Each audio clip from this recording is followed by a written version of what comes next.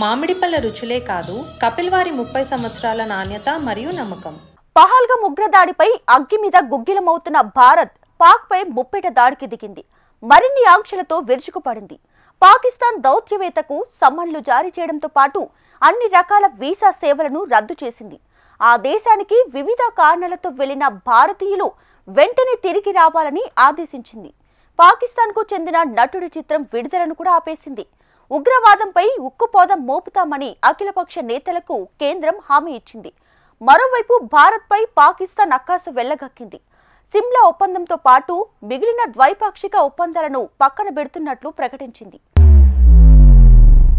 పహల్గాం ఉగ్రదాడి తర్వాత దేశవ్యాప్తంగా ఆగ్రహావేశాలు వెల్లువెత్తాయి. పాక్కు ఉగ్రవాదులకు వ్యతిరేకంగా నిరసనలు పెల్లుబికాయి. పాకిస్తాన్ను కట్టడి చేసే దిశగా భారత్ మరిన్ని చర్యలకు ఉపక్రమించింది. ఉగ్రమూకలకు ఆశ్రయమిస్తున్న పాకిస్తాన్కు అందిస్తున్న అన్ని రకాల వీసా సేవలను నిలిపివేసింది. పాకిస్తాన్కు చెందిన ఎక్స్ ఖాతాలను నిలిపివేసింది. ఆ దేశానికి వివిధ కారణాలతో వెళ్లిన భారతీయులు వెంటనే తిరిగి రావాలని ఆదేశించింది. ఇప్పటికే జారీ చేసిన వీసాలు ఈ నెల 27 వరకే చెల్లుబాటవుతాయని, మెడికల్ వీసాలు ఈ నెల 29 వరకే చెల్లుతాయని భారత ప్రభుత్వం ప్రకటించింది. ఈ గడువు ముగిసేలోగా వారంతా భారత్ను వీడి వెళ్లిపోవాలని విదేశాంగ శాఖ ఒక ప్రకటన విడుదల చేసింది.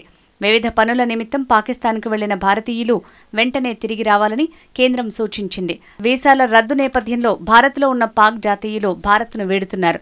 అయితే దేశంలో పాక్ జాతీయులను గుర్తించి వారిని వెనక్కి పంపించే ఏర్పాట్లు చేయాలని కేంద్ర హోంమంత్రి అమిత్ షా అన్ని రాష్ట్రాలను కోరారు. ఆయా రాష్ట్రాల ముఖ్యమంత్రులతో ఆయన మాట్లాడారు.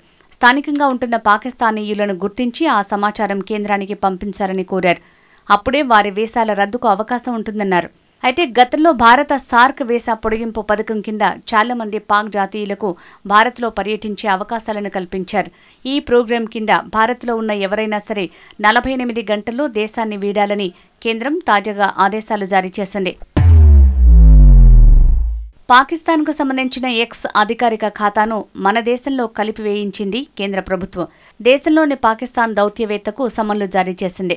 దౌత్యవేత్త సాద్ అహ్మద్ వరైచ్కు కేంద్రం సమన్లు జారీ చేసింది. ఆయన్ని పిలిపించి పాక్ మిలిటరీ అధికారులకు పర్సోనా నాన్ గ్రాటా అంటే అయిష్టమైన వ్యక్తులు అనే అధికారిక నోటీస్ అందించింది. మరోవైపు పాకిస్తాన్ నటుడు ఫవాద్ ఖాన్ నటించిన అబీర్ గులాల్ అనే చిత్రం విడుదలపై నిషేధం విధించింది. అటారీ వాఘా సరిహద్దును మూసివేసిన నేపథ్యంలో రీట్రీట్ వేడుకను బీఎస్ఎఫ్ నామమాత్రంగా నిర్వహించింది. పాక్ గార్డులతో కరచాలనాన్ని రద్దు చేసింది. రీట్రీట్ సందర్భంగా సరిహద్దు గేట్లను తెరవలేదు. మిగిలిన అన్ని డ్రిల్స్ని యథావిధిగా నిర్వహించామని బీఎస్ఎఫ్ ఒక ప్రకటనలో వెల్లడించింది. పహల్గాం ఉగ్రదాడి నేపథ్యంలో ప్రభుత్వం తీసుకుంటున్న చర్యలను వివరించేందుకు ఢిల్లీలో అఖిలపక్ష సమావేశాన్ని ప్రభుత్వం నిర్వహించింది. భద్రత కోసం అన్ని రకాల చర్యలు చేపడతామని ప్రభుత్వం వెల్లడించింది. ఉగ్రవాదులు, ఉగ్ర శిబిరాలపై చేపట్టే ఎటువంటి నిర్ణయాత్మక చర్యలకైనా తమ సంపూర్ణ మద్దతు ఉంటుందని ప్రభుత్వానికి అఖిలపక్ష నేతలు స్పష్టం చేశారు.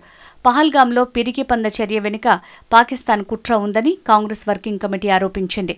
మరోవైపు కేంద్ర హోంమంత్రి అమిత్ షా, విదేశాంగ మంత్రి జైశంకర్ రాష్ట్రపతి ద్రౌపది ముర్మును కలిసి ఉగ్రదాడి గురించి వివరించారు. కేంద్ర హోంశాఖ కార్యదర్శి గోవింద్ మోహన్ అధ్యక్షతన ఢిల్లీలో అత్యున్నత స్థాయి సమావేశం జరిగింది. జమ్మూ కాశ్మీర్లోని పరిస్థితిపై వారు సమీక్షించారు. శ్రీనగర్లో ముఖ్యమంత్రి ఒమర్ అబ్దుల్లా నేతృత్వంలో అఖిలపక్ష సమావేశం జరిగింది. అమాయక పౌరులపై జరిగిన దాడిని ముక్త కంఠంతో ఖండిస్తూ తీర్మానం చేశారు. అటు తమపై ఆంక్షలు విధించిందనే అక్కసుతో భారత్పై పాకిస్తాన్ విషం చిమ్మింది. ఉగ్రదాడిపై స్పందించి వేగంగా చర్యలు తీసుకుంటున్నందుకు అక్కసు వెళ్లగక్కింది. భారత్ తమపై చేస్తున్న ఆరోపణలు నిరాధారమైనవని నోరు పారేసుకుంది. ఒకవేళ భారత్ వద్ద ఏదైనా ఆధారాలు ఉంటే చూపాలన్నారు పాక్ ప్రధాని షెహబాజ్ షరీఫ్. భారత్ తీసుకున్న కఠిన నిర్ణయాల నేపథ్యంలో ఇస్లామాబాద్లో ఆ దేశ జాతీయ భద్రతా కమిటీ సమావేశమైంది. భారత్ అమల్లోకి తెచ్చిన అన్ని ఆంక్షలను తమ దేశము విధిస్తోందని ప్రకటించింది. కీలక సిమ్లా ఒప్పందాన్ని నిలిపివేస్తున్నామని వెల్లడించింది. తమ గగనతలంపై మన దేశ విమానాల రాకపోకలపై నిషేధం విధించింది. సిమ్లా ఒప్పందంతో పాటు మిగిలిన ద్వైపాక్షిక ఒప్పందాలను పక్కన పెడుతున్నట్లు ప్రకటించింది. వాఘా సరిహద్దును తాము మూసివేస్తున్నట్లు వివరించింది. భారతీయులకు జారీ చేసే అన్ని వీసాలను రద్దు చేస్తున్నామని ప్రకటించింది. అయితే సిక్కు భక్తులకు మినహాయింపు ఉంటుందని తెలిపింది. భారత్ హైకమిషన్ కార్యాలయంలో ఉండే సైనికాధికారులను దేశం విడిచి వెళ్లాలని ఆదేశించింది. దౌత్య సిబ్బందిని 30కి తగ్గిస్తున్నట్లు వెల్లడించింది. అనంతరం నిర్ణయాలను పాక్ ప్రభుత్వం వెల్లడించింది. తమపై దాడి జరిగితే తిప్పికొట్టడానికి సిద్ధంగా ఉన్నామంది. సింధు జలాల ఒప్పంద అమలును భారత్ నిలిపివేయటాన్ని ఖండించింది. పాకిస్తాన్కు ఉద్దేశించిన నీటిని మళ్లించడానికి గాని ఆపడానికి గాని జరిగే ప్రయత్నాన్ని యుద్ధచర్యగా పరిగణిస్తామంది. తమ గడ్డపై ఉగ్రవాదులే లేరంటూ ఇన్నాళ్లు బీరాలు పోయిన పాకిస్తాన్కు గట్టి షాక్ తగిలింది. ఉగ్ర సంస్థలకు నిధులు, ఉగ్రవాదులకు శిక్షణ నిజమేనంటూ పాక్ రక్షణ మంత్రి ఖవాజా ఆసిఫ్ స్వయంగా అంగీకరించారు. ఓ అంతర్జాతీయ మీడియాకు ఇచ్చిన ఇంటర్వ్యూలో ఆయన చేసిన వ్యాఖ్యలు పాక్ నీచ బుద్ధిని బయటపెట్టాయి. అయితే అమెరికా కోసమే తాము ఉగ్రవాదులను పెంచి పోషించామంటూ ఆ మంత్రి చెప్పడం సంచలనం రేకెత్తిస్తోంది. పహల్గాం దాడి తర్వాత భారత్తో నెలకొన్న ఉద్రిక్తతలపై పాక్ రక్షణ మంత్రి ఓ అంతర్జాతీయ మీడియాకు ఇంటర్వ్యూ ఇచ్చారు. ఉగ్ర సంస్థలకు నిధుల సమీకరణ, ఉగ్రవాదులకు శిక్షణ, మద్దతు వంటివి పాక్ చాలా కాలంగా చేస్తోంది. దీనిపై మీ స్పందన ఏంటని ఆ జర్నలిస్ట్ ప్రశ్నించారు. అమెరికా, బ్రిటన్ సహా పశ్చిమ దేశాల కోసమే 3 దశాబ్దాల పాటు మేం ఈ చెత్త పనులన్నీ చేస్తున్నామని అసలు విషయం బయటపెట్టారు ఆసిఫ్.